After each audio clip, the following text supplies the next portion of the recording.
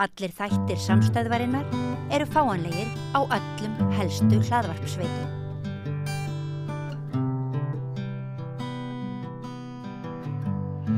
Já, Páfinn dó í gærmorgun,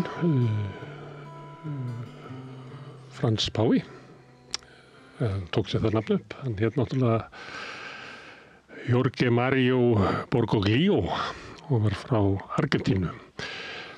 Með okkur rennur svona í grunum að Frans Páfi hafi verið margt merkilegu páfi og öðruvís en fyrirrennari sínir og kannski haft áhrif sína daga og muni hafa áhrif sína daga. Til þess að aðstoða okkur að glöggva okkur á þessu er hingað kominn Pétur Pétursson, prófessor emeritus í guðfræði. Þetta er velkominn. Takk fyrir.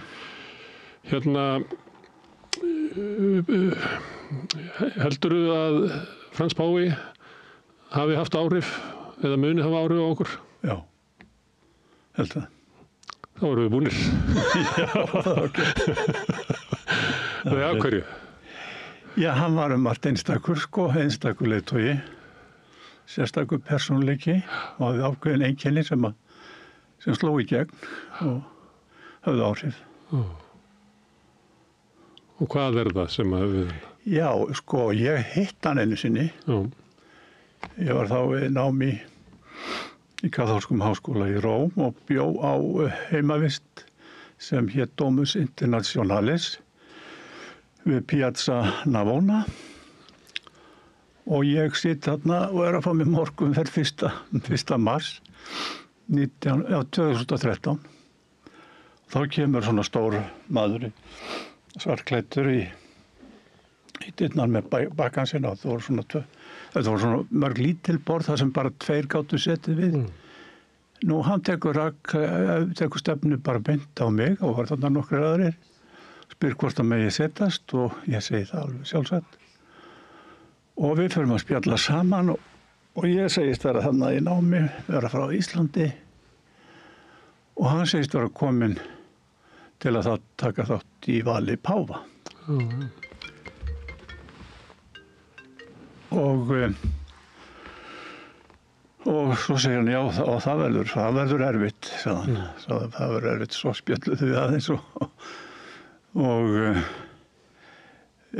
hann kom mér fyrir sjónir, þannig að hann var óskaplega feiminn og tilbaka og mjúkur svona. Og við vorum saman á þessu internati, kollegium í viku. Ég sá hana annars leið á göngunum og heilsuðumst aðeins og það var eins og hann var svo feiminn, hann gekk með veggjum nánast. Og þegar ég var þarna í bæði hádegis og kvöldmat og þá sátu þarna guðfræðingar sem voru að vinna með sig í Vatíkaninu og enginn minntist á það að hann væri meðal þeirra 10 efstu En já, þarna voru menn sem svona höfðu sig heyrð og voru mjög sjálfsöruggir. Ég tók eftir honum að því að hann var svo auðmjúkur eitthvað. Og hann var svo valinn? Svo var hann valinn, já. Vissur ekkert hver hann var þegar hann settist við borðið? Nei, ekki þegar hann settist við borðið. En ég googlaði hann þegar ég kom upp á herbergið mitt og sá þá að hann var arkibiskup þarna frá Argentínu. Og ég fór að skrifa smá status að ég hefði hitt þennan mann og lýsti honum að hann myndi mig á frænda minn, gamlan prest, sem hét Pétur Ingjaldsson, svona svolítið þykkur og fallegur í andlitinu og bara mjög góðan þokka og svo ætlaði ég að bæta við, en hann verður nú ekki páfi þessi. Því miður kannski. Já, einmitt. En svo frétti ég það eftir viku var hann farinn og þá hefði hann farið í þessa lokuðu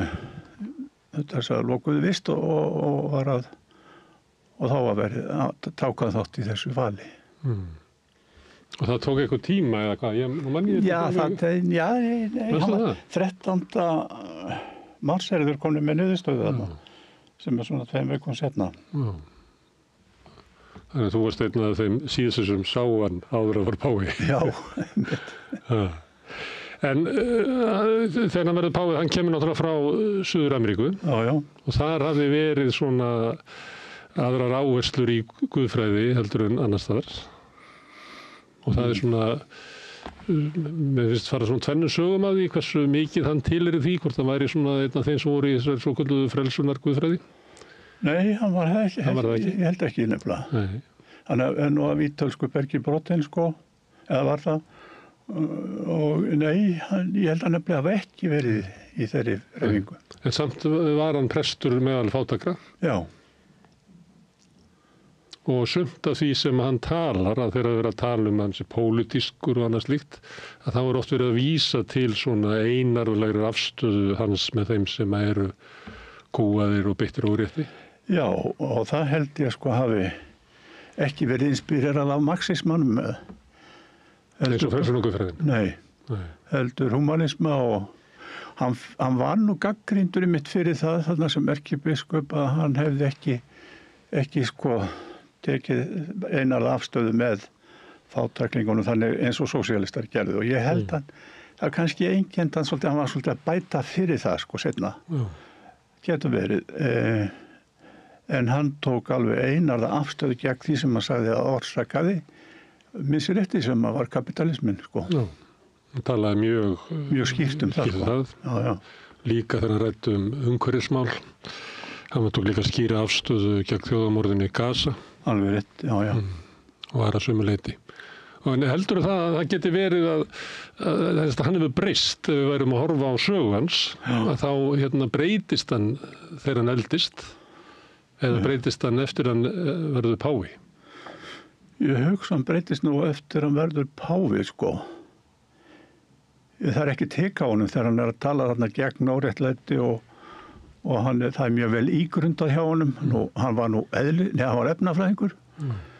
Kaþólskir prestar byrja í guðfræði og eftir þeir eru búin að ljóka fyrsta háskólaprófi og hann lauk prófi í efnafræði. Þannig að þegar hann var að tjá sig umhverfismál, þá var það mjög vel ígrundað og byggt á vísindalegum staðreyndum, sko.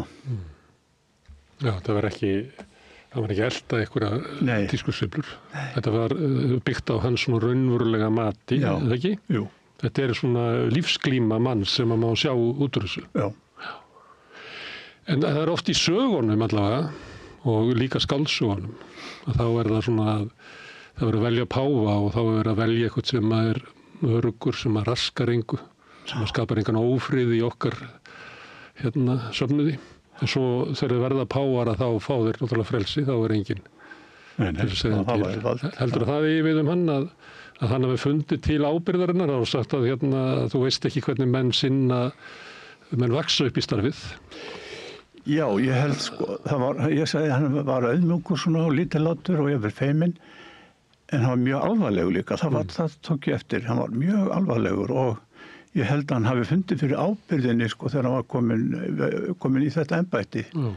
Mjög sko mikið fundið til ábyrgðar og hann þurfti að passa upp á þessa kirkju, halda henni saman og hann... En tók henni áfram á sama tíma? Tók henni áfram og það gerði hann. Og það gerði hann sko, en hann gerði það svona meira með fasi og með sálgæslu fyrir rúmi heldur en að væri eitthvað hamar á einhverjum erfðakenningum. Já. Þannig oft talaðum að hann hafi haft fallegt bros. Já, hann hafði það. Já. Það var mjög heillandi maður, sko. Maður fann einhvern veginn strax tilfinningu fyrir að það væri vinnum hans og eða manni líka við hann. Nú er sumum hefur verið gefið fallegt bros. Já. Heldur að það spegli góða sál? Eða er það bara einhver tilviljun í andlitsvöðunum sem að veldur því að bros sumra eru falleg? Sumir eru hræstnarar og yfirbúið skemmtileg. Það var hann ekki nefnilega. Og ég held til dæmis að þegar hann biður það fólk og afsökunar sem hafði orðið fyrir barðina á kaþólskum prestum kynferðislega, sko. Það hann var einlægur og þetta fallega brosfylgdi með, þá held ég að fólk hafi tekið það gilt meira heldur en að það hefði verið Ratzinger með sinn fræðimaðurinn Ratzinger. En þetta skiptir máli að hann lýr og auðmjúkur og hvernig hann fer með vald sitt og hlutverk, hvernig hann mætir fólki og hann hefur mikil áhrif á fólk með nærveru sinni. En svo erindi hans eru mjög sterk og öflug sem hann að senda út til söfnuðarins og raunverulega veraldarinnar. Og hann svolítið að nýta svona, ég veit ekki hvað það heitir hjá ykkur, svona kennimannsvald páfa við að tukta aðeins til hinna veraldlegu höfðingja. Já. Og þá kemur fram annar eiginleiki hjá honum sem ég sá ekki þarna þegar ég umgekkst hann, að hann var áræðinn. Og hann var ekkert að fara í felur með skoðanir sínar á erfiðum málum, bæði innan kirkjunar og utan. Og það held ég að við skila þessum áhrifum sem hann hafði. En var sáttumann innan kirkjunar eða eru ennþá flokkadrættir þarna inni og nú einhverjir íhaldsamari klerkar sem að horfa fram á að þeir eigi nú að fá næsta páfa til þess að rétta kúrsin af? Og hann tók nú til í Vatikaninu spillingunni þar og ábyggilega hefur hann haft andstæðinga þar. En ég held svona þegar það fór að líða á ferilans að þá hafa hann, eins og sést núna, það bara sorg út allt í heiminum þegar hann fellur frá. Það sýnir að í kirkjunni svona í heild þá var sáttum hann, já. Og mér fannst og finnst að hann hafi verið eini maður sem gæti verið svona sameiningatákn og fulltrúi bara kristninnar í heiminum. Já. Og þá fulltrúi kristninnar í heiminum, hvað áttu við? Bara allar kristni, allar kirkjudelda. Það nú draumur kristinna manna að vera sameinaðir.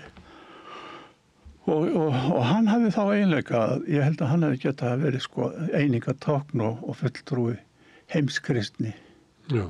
Og kannski verið að einhverju leyti, Þannig ég geti fengið hér lúterskan prest eða kaþólskan eða réttrúnaða prest og þeir myndu allir tala svipuðum hug til Frans Páfa. Já, þú getur fundið presta í öllum þessum kirkjudeildum sem myndu gera það, já.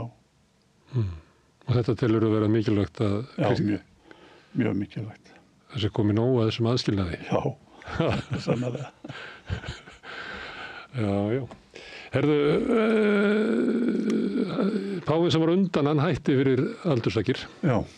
Nei, hann vildi ekki verða, hann sá hvað fyrir hann sem var orðinn veikur og máttlaus. Og ég var einmitt í tíma í þessum háskóla þarna úti þegar fréttin barst að hann hefði sagt af sér. Já. Og hann í apríl og það var alveg, þá allir urðu hissa. Já. Það er óalgengt. Mjög, bara alveg einstaklega. En hann kallaði sig Benedikt Páfa. Já. En þú vitnar til hann sem Ratzinger, sem ekki Páfanafnið hans. Nei. Þannig hann var meiri Ratzinger heldur en Benedikt í þínum huga. Já, hann var þýskur prófessor í guðfræði og heimspeki. Já. Áskaplega skarpur sem slíkur og svona fókuseraður á kenningalega atriði og svona var meira sér yfirmaður þeirra deildar sem sér eða sá kenninguna og að standa vörð hana en það var þvert á móti varðandi Frans því að hann lagði miklu meiri áherslu á sálgæslu og að taka tillit til minni hlutahópa og þar sem eru þunga og erfiði hlaðnir. Að kristnin dafni best og spretti best upp þar sem er sársauki og erfiðleikar. Já, og það er sem að fólk þarf stuðning, frekar heldur en að við röðum henni saman úr svona kennisetningum ykkar háskólamanna. Þú nú kemur úr háskólanum. Já. Kristur er það sem að fólk þjáist. Já. Og það er ekki háskólaprófessorar þjást ekki mikið? Nei, ég gerði það nú ekki. Ég var að tala við dóttur mína í gær og segja að ég var að fara hingað og tala Frans Páfa og hún sagði já, hann var ekki að tala við presta og prófessora, hann talaði við venjulegt fólk og það held ég að sé rétt. Og svo sagði hann líka, hann var líkari Jesú en allir aðrir páfar og það held ég að sé Hann var mótiveraður af kenningu Krists, sko. Þessi samstæða með hennum þjáðu Já. og veiku. Já, Og það er eiginlega eina staðan sem að kristinn maður getur tekið. nákvæmlega. Og finnst þið það vera þið stóra erindi. Já, mér finnst það. En sumt af því sem hann segir og gerir er kannski eitthvað sem að fjöldi fólks hefur sagt og gert. Þú veist, eins og það sem hann er að tala um umhverfismál eða afstæða hans til þjóðarmálsins á Gaza og samstæðan með Palestínu fólki. Já, já. Hvaða gildi hefur það þegar páfinn segir eitthvað sem að hverju verður það svona merkilegra þegar páfinn segir það? Já, hann hefur bara sögulega séð svo mikið áhrifavald. Hann er leiðtogi stærstu kirkjudeildar kristinna manna og hann hefur sko pólitísk völd líka vegna sem þjóðhöfðingi og það er svona leggur í menningunni og í alþjóðarsamfélaginu, sko. Páfaríki er til dæmis, þar er samankomin, sko, þekking á alþjóða stjórnmálum sem að hvergi er annar staðar, sko. Kirkjurétturinn til dæmis er dóminerandi og þeir þurftu að gera, eftir að samfélaginu urðu sekúler, þá þurfti Kaþólska kirkjan að gera samninga við ríkisstjórnir og hafa allt á hreinu varðandi það og hafa sendið þeirra út um allt og þannig að það er mikil völd, beinvöld og svo áhrifavald fólkið í þessu embætti. Þá er það bara í dagsins svona amstri eða þú veist að fólk kemur til hans og það var nú varaforseti Bandaríkjanna var hann daginn áður bara. Já, já. Ég veit ekki hvað erindi hann átti. Nei, ekki heldur. Nei. En það er náttúrulega eitt í þessu er að fólk vill heimsækja hann bara til þess að eiga mynda af sér mjög. Já. Nú, hann er þjóðhöfðingi og þetta var varaforseti. Þeir vilja stilla sér upp þar, vilja ná honum. Já. Þannig hann hefur svona ímynd sem að er ekki bara hans, heldur bara páfans og einhverju trú að hans standi nær Guði heldur en aðri menn. Já. Hann er sko staðgengill Krists á jörð, sagt stundum, sko, páfinn, eða embættið. Þykkur það beint af í óborótinni vígsluðu frá Pétri postula. Já. Það er kenningin. Óbrúnir í vígsluröð. Það er ekki þannig að einn páfi vígi þann sem tekur við, það er ekki þannig. Já, hann er vígður allavega af þjónum kirkjunar, og það og Kristur útvaldi Pétur postula sem það glett sem hann vildi byggja sína kirkju á og Pétur var í Róm og vígir eftir mannsins þar og þannig heldur vígsluröðin áfram. Og svo klofnaði eitthvað tíman og saminleðist eða hvað? Já, eitthvað tíma voru fleiri páfar. Jú. Það er náttúrulega mikið vandamál. Já, það var pólitík í því náttúrulega og svo var klofningu líka 1870 þegar að Vatíkanið listi því yfir að páfinn væri óskekull þegar hann talaði úr embættis stóli sínum. Og það var ekki allir sem gátu viðurkennt það og þá varð klofningur svolítið. En annars er þetta óbrotinni vígsluröð. Já. Það er ekki lengur þannig að páfinn sé álitin óskekull. Jú, það er þannig, sko, ef hann talar út frá kirkjuþingi, ef hann hefur kirkjuþing með sér, sko, kaþedra þar að segja, hann situr þar í forsæti á kirkjuþingi og ef hann er með það með sér, þá er hann óskekull þegar hann leggur fram og fær samþykktar breytingatillögur. Sem að Frans páfi gerði, eða hvað? Nei, hann gerði þennan blöki. Hann var ekki mikill byltingabar varðandi kenningu, heldur varðandi svona ásýnd kirkjunar og starfsemi. En þetta, Kristur er þar sem að fólk þjáist. Já.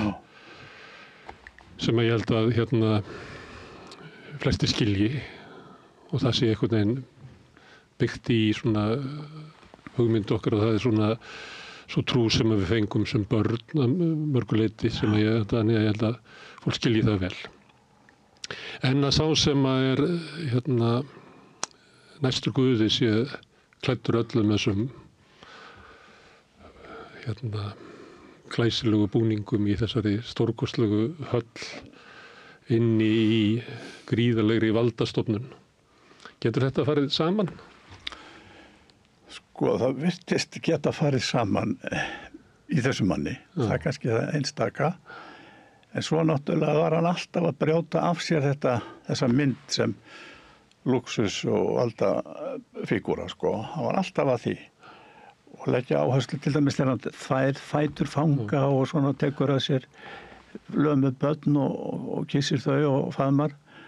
Og svo var þessi, ég veit ekki hvort það er góðsögn eða leikjenda, en ég held að það sé eitthvað til í því að það var, hann neitaði að taka sér bústað í íbúð páfa í Vatíkaninu. Fekk lítið herbyggi með svona eldhúskrók og matlaði sjálfur fyrir sig.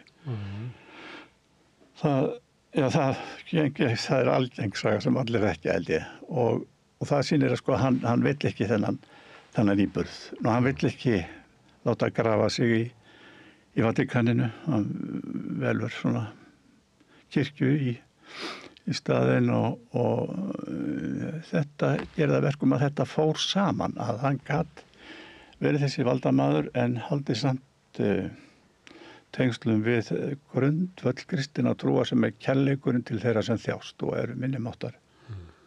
Og þetta er ekki ímyndar stjórnmál, hann eldar sjálfur vegna þess að hann trúir því og veit að ef að þú lætur þjóna þér að þá myndu breytast, að við erum ekki sterkari í holdinu heldur það. Þá myndu spillast. Þannig þetta er ekki svona... Þetta er bara eiginleiki hans held ég. Herðu, ég hafði samband við þig að því að sagði mér maður að þú hefði snúist í kaþólsku út af Frans Páfa. Svona vera sögundóttir ábyrglega. Er því saga miklu flóknara þetta, en svona verða þær til á manna millum. Pétur snerist til kaþólsku út af Frans. Já, það hindraði mig ekki. Sko, ég gekk í kaþólskasöfnun 2014, hitti hans 2013, þá getur verið. Það hindraði ekki, en í önnur staðum ég verið mjög einhvern veginn svona hrifinn á honum síðan, sko. Og fylgst með honum. Nei, það á sér. Ég hef verið afskaplega hrifinn af sko, listin í kringum kaþólsku kirkjuna. Og kynntist vel kaþólsku biskopunum hérna, fór með nemendur alltaf til þeirra í messu og þeir buðu okkur til sín og spjalluðu kirkjuna sína. Þannig að ég hef verið 9 sinnum í Róm til dæmis. Ég held að þessi listin og svona sagan sem hefur haft þar mest áhrif. Og fyrir mér er það bara framhald, sko, svo kristna trú sem ég lærði heima hjá pappa og mömmu í bernsku og kaþólska trúin. En þú heitast af henni svona eins og áferðinni og messuforminu og söngnum og listinni og heldur kenningum. Já, mér finnst það er engin munur þannig á milli, sko. Þegar grannt skoða, til dæmis varðandi sakramenti, sko, það er bara einhverja heimspekilegar pælingar sem að... Komur venjuleg fólk ekkert við? Nei, sko, og það kjarnin er svo sami. Þeir eru minnst að búin að viðurkenna guðfræðingar bæði lúterskir og kaþólskir að munurinn sé ekki raunveruleg, sko. Þetta eru hefðir og þetta er ákveðnar heimspeki fórsendur sem að gera það verkum að það hefur verið talin ástæða til þess að segja að þetta fari ekki saman í þessum kirkjudeildum, en þetta fer saman og þetta mun breytast. Þannig að rifrildið hvað ég þetta réttlæting af trú og svona að þetta bara aldirnar fært yfir þetta. Það er nú meira sko þessi umbreytingakenning að kaþólikkarnir segja sko að það efnin breytast, brauð og vín, þetta breytist raunverulega í blóð og hold Krists, þessu afneita mótmælendur. Og sko frelsun að trú að trúni einni, sko þetta er áherslumunur, þetta er engin eðlismunur, ekki nokkur. Allavega upplifi ég það ekki. Þannig að þú myndir vilja sjá kristna menn saminast. Já. Og telur að vera mikilvægt vegna þess að kristni í eitthvað erindi að ástand heimsins sem að margir upplifa í dag að sé háskalegt og voðalegt að sé upplausn bæði á milli ríkja og líka bara inn í samfélögum Já, ég held að kristnir menn sko hafi meiri áhrif út í samfélagið ef þeir standa saminaðir og það er nú bara alveg staðreynd sko. Svo það til dæmis í Svíþjóð sko þegar að ólíka kirkjur mynduðu svona þróunaraðstoð þá lét ríkið mikið af peningum fara til þróunarlanda í gegnum kirkjuleg samtök vegna þess að þau stóðu saman. En það má ekki þvinga þessa sammenningu og fjölbreytileikin getur átt rétt á sér sko. En að þið ræði saman og komi fram við hvern annan sem kristnir menn og kristnir fólk, það er alveg nauðsynlegt. Og fjölbreytileiki rúmast inn í einni kirkju, það er ólíkar kirkjur í Suður-Ameríku eða í Afríku heldur en í Póllandi eða það eru ólíkar áherslur. Sumstaðar er kirkjan andstöðuafl eins og var í Póllandi á Sovjettímanum og náttúrulega í Írlandi undir kúgun Breta, þá var kirkjan mikið andstöðuafl. Núna kemur til Írlands og finnst þess að kirkja sig að þotna upp. Að hún hafi mist. Svo í írska lýðveldinu sko. Og svo getum við bara að tala um Ísland sko að kirkjan, þjóðarkirkjan sko, prestarnir þeir studdu sjálfstæðisbaráttuna alveg 100% sko og hún hefði aldrei komist á þessi breyting ef að prestarnir hefðu farið að rotta sig saman og vera á móti breytingum en þeir studdu sína skólabræður og fluttu bænaskrárnar á milli bændana og keyptu og drefðu ritum leiðtoga sjálfstæðisbaráttunnar sem voru í Kaupmannahöfn sko. Ertu að tala fyrir því að kirkjan sé svona þáttakandi í pólitík, ekki í flokkapólitík, heldur í svona þeirri pólitík sem að snýst það að bæta samfélagið? Já, það finnst mér eðlilegt. Henni sé ekki ætlað að svona draga sér til hlés og tilheyra bara einkanlegu lífi okkar og einkanlegri sálgæslu. Hún getur það ekki því að trúin er bara sterkt afli hjá einstaklingnum að það við sjáum það að hún breytur sér alltaf leið út í lífið og starfsemi fólksins sko. Nú í mínu söfnuði í Landakoti þá sé ég þarna koma innflytjendur, fólk af öðru þjóðerni sem á þarna heimili sko og kemur með börnin sín og á heima þarna. Hefur náttúrulega breyst söfnuðurinn ef þú gekkst í hann 2014, hafa náttúrulega verið mikil umbreyting á að út af fjölgun innflytjenda bæði frá Austur-Evrópu og líka komu frá Asíu koma Filippseyjar koma og svo Suður-Ameríku. Þannig að söfnuðurinn náttúrulega hefur gerbreyst á þessum rúmu 10 árum. Já, og þetta var nú 2014 þá var þetta nú þannig en ef við segjum sko í byrjun síðustu aldar sko þá voru þetta nokkrar íslenska fjölskyldur og einhver útlendingar. Þannig að það er orðið mikil breyting. Ég labbaði þarna yfir túnið svolítið núna páskana og það eru þarna athafnir og messur það er bara allan daginn sko. Það var svo langt fram eftir kvöldi. Það er sérstakar messur og pólsku og svo oft á páskunum það er messur dag. En þegar þú tala um að kristnimenn ætti að sameinast þá er náttúrulega mikilvægt að hafa páfa sem er sameinandi. Já. Það er ekki víst að við fáum svoleiðis páfa. Nei, það er ekki víst. Og hvernig páfa, ef þetta væri forseti á Íslandi, þá geti ég spurt þess hvernig forseta myndur þú vilja? Og ég get spurt þig þá hvernig páfa myndur þú vilja? Já, ég myndi vilja helst líkan þeim sem var Frans páfa. Ég held að það væri mjög gott. Ég veit það ekki, en það verður náttúrulega ekki, það verður einhver annar. En hann hefur allavega þessa arfleifð, þessa páfa sem hann verður að taka tillit til. Því hann er búinn að komast að ferli á mörgum sviðum sem ekki verður stoppað. Það er til dæmis óhugsandi að næsti páfi fordæmi samkynhneigða til dæmis. Hann er búinn að blessa þá og bjóða þá velkomna í kirkjun og segja að þetta er ykkar heimili. og að Páfi réttlæti svona ræðilega ríkisstjórnin sem að veitast að mannréttindum og fátækum, það kemur ekki til greina. Ekki eftir þetta. En hefur þessi breyting, nú leggur hann allavega aðrar áherslur, getur verið breyting hjá Frans Páfa. Er þetta að merkja það að hafa einhver áhrif í samfélaginu? Þú veist, ekki pólitíkin á Ítalíu mannúðlegri núna heldur hún var áður.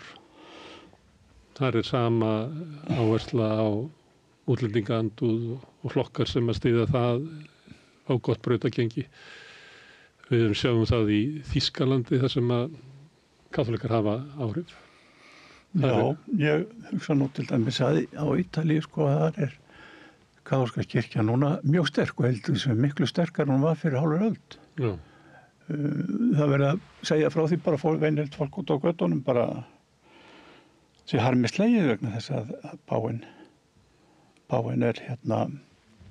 látin og hann hafði áhuga á fótbolta og það engir fótboltaleikir núna páskana að verðingu fyrir minningu hans.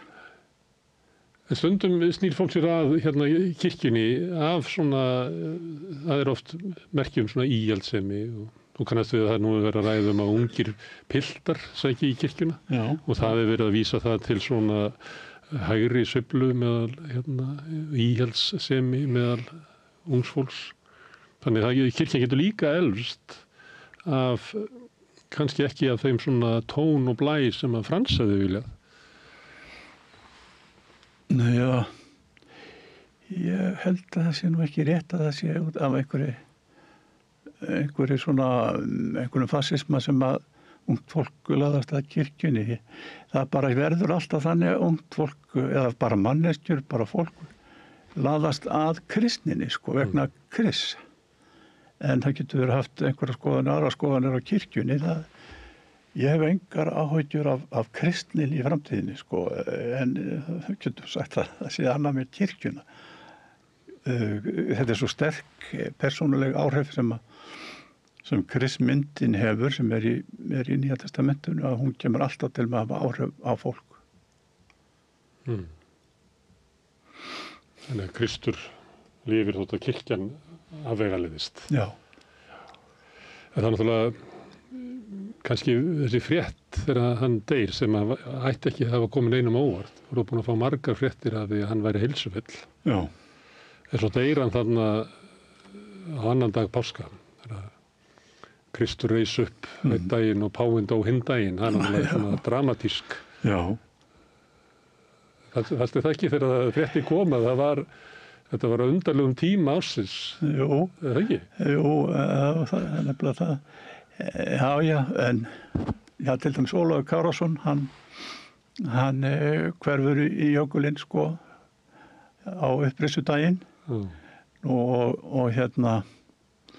Sigurlinn, móðir Sölku Völku, hún finnst dauð í fjörunni á laugardaginn fyrir páska, sko. Þetta er einhvern veginn svona, þetta dregst, þetta er svona tákn sem að það eiga samleið í okkar menningu. Sem eru sterk, svo sem að viti að þetta sé bara svona, það eru deyrana, en samt finnst mann eins og það fer bara eitthvað í gang. Nákvæmlega, já. Sterkar sagnir. Akkurat. En hann hefur átt gott ævistarf. Já, það alveg tímanalist. Þannig að þú hittir fyrir tilvílun. Já. Og svo að leitaði til þín. Sem að leitaði til þín. Baðst að fá að sitja við hliðina á þér. Sko, ég held að hann ekki verið að því ég var eitthvað merkilegur, sko. Það var eitthvað dulrænt. Nei, ég held nefnilega að hann hafi litið yfir salinn og séð að það var einn útlendingur í salnum. Já, það einn sem að þurfti stuðning. Og þess vegna kom hann og settist hjá mér. Það var ekki dulrænt við það merkilegt. Nema þetta, það var gaman að hafa séð hann og hitt hann talaði. Pétur, takk fyrir að koma hingað daginn eftir að Frans Páfi dó og aðeins að ræða við mig hann. Mín var ánægðin. Kærar þakkir. En við ætlum að vera hérna áfram við rauðaborðið og reyna að skilja heiminn sem við lifum í. Næsti kafli eftir augnablik. Þar stann að tala af borgarfulltrúa. Borgarfulltrúar Sósíalistaflokksins eru með viðtalstíma alla mánudaga klukkan 13:30 til 14:30. Það þarf ekkert að bóka tíma, endilega kíkjum við í Bólholt 6, 105 Reykjavík.